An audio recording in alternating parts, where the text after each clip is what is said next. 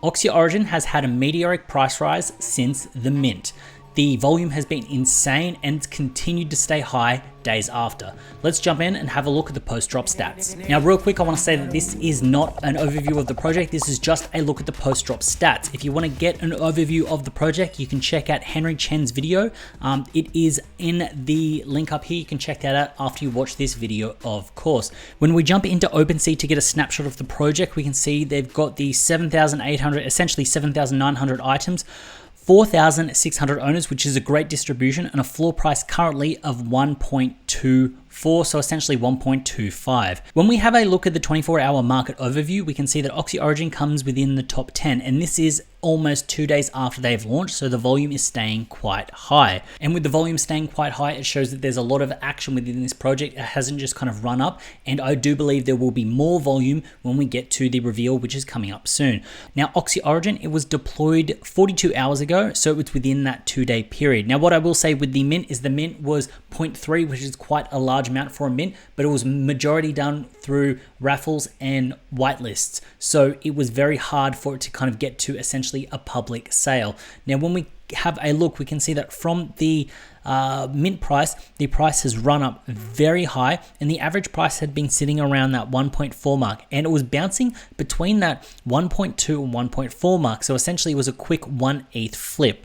Now, what has happened is the volume has dropped off and died off. It stayed quite high, but then over the past sort of 12 hours or so, we're starting to see a little bit of a decline of the average price. Now, look, this isn't necessarily a bad thing, and I'll show you what I mean when I get to the individual transactions. Now, the reason that a drop isn't too bad is we can see that it starts at around 1.2, goes up to 1.6, drops back down to around that 1.1, and then back up to 1.6. So it's almost bouncing within this frequency within this period. Is then running along, and then it's slowly dropping down and dipping off. Now, this isn't bad because you may hit a bit of a floor.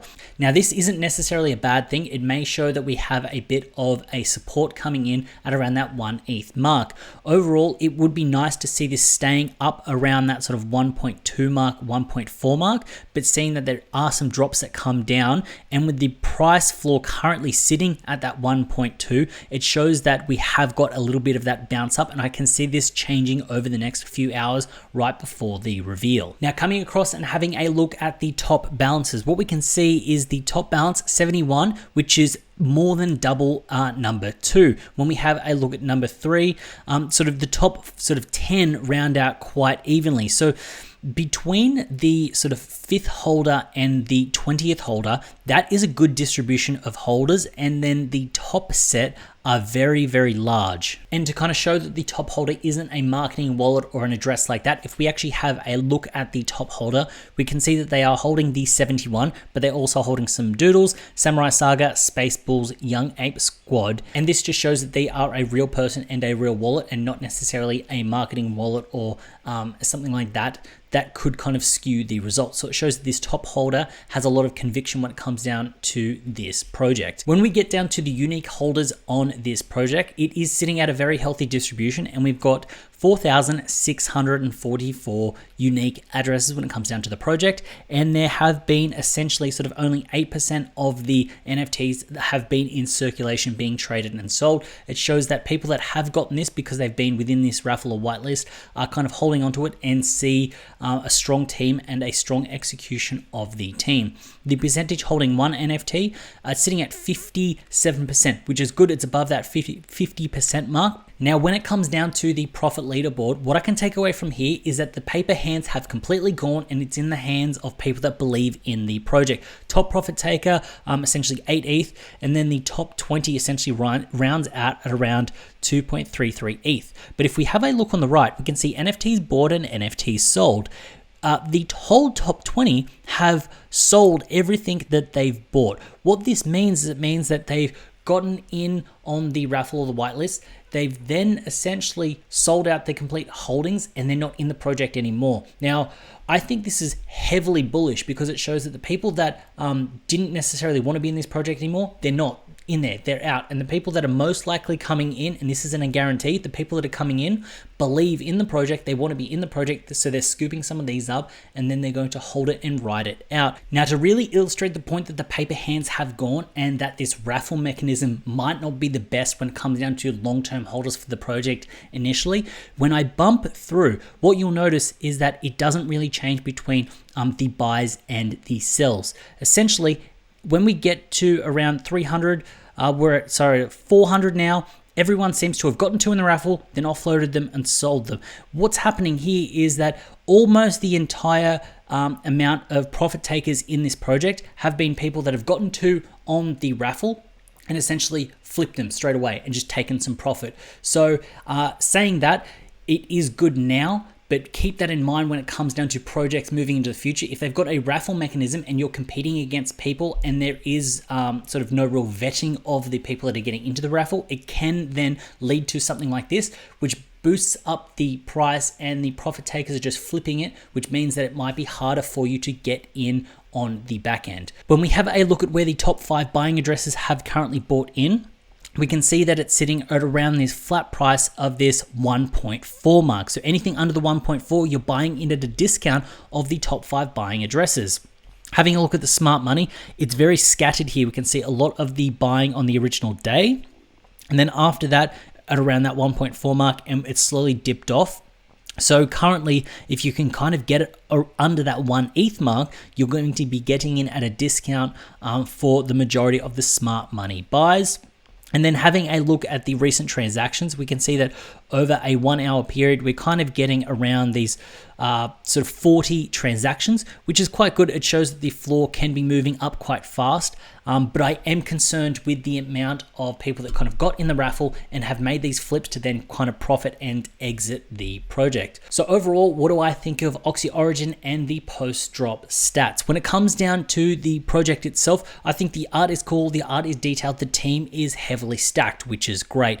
Now, I'm not saying that the raffle mechanism was a bad choice and a bad option. I think it's good to kind of avoid some gas wars, but what it has led to is the ability for people to essentially take it almost risk-free to then make quick flips when it comes down to the project.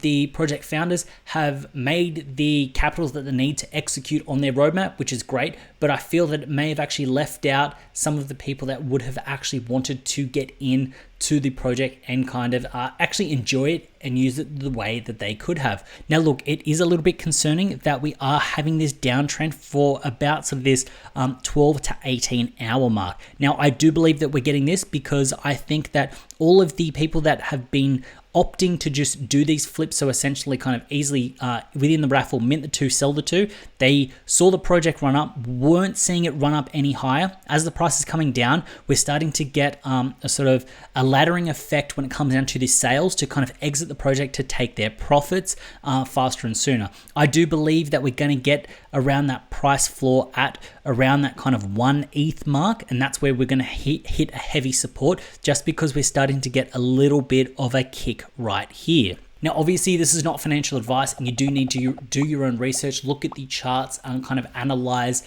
the momentum of the project. But usually running into a reveal, the price will drop a little bit further. Saying that, if you did get in at mint at 0.3, I think that it can run down to around that sort of 0.5, 0.7 mark. I don't think you'll ever see a price under that mint because there is a lot of hype and a lot of momentum behind this project. And I think that the current holders of the project are people that want to hold on to this long term. So some of the people that are going to paper hand, they are doing that now, which then shows a little bit stronger on the backhand.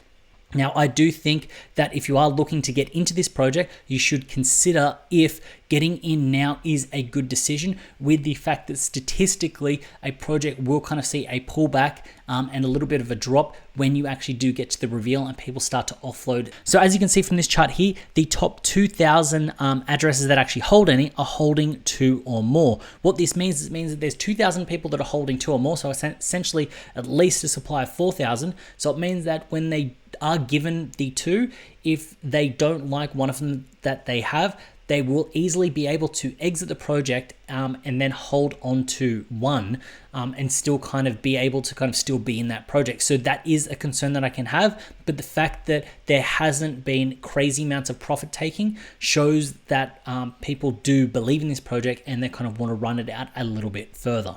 And that is also supported with the fact that essentially 57% are holding one NFT. Now, look, it is a bit of a tricky one because there are a lot of people that are holding two that could offload one and still be in the project, but then there are a large percentage of people holding on to one NFT. Now, the reason that I believe that we've kind of got this strange distribution where we've got essentially 60% holding one and essentially more than 2,000 addresses holding more than one, so essentially two, is the fact that there were two able in the raffle. When you usually have a public mint or something, some people will usually mint 5 to 10, they'll max out the mint, and the fact that people are only able to get their hands on two kind of plays into this fact. So this is a very different one. It's a unique look at the charts, but hopefully that can give you an insight into what the holders look like and where they are to see if you want to enter the project or if you would like to at least exit the project before the reveal. So hopefully you found value in this video. If you did, please consider hitting that subscribe button because it does help out with the algorithm. It also helps out. Let me know what types of content you like so I can continue to make more of those so then you can make better educated decisions. As always, it's been a pleasure having you with me. I look forward to seeing you in the next one.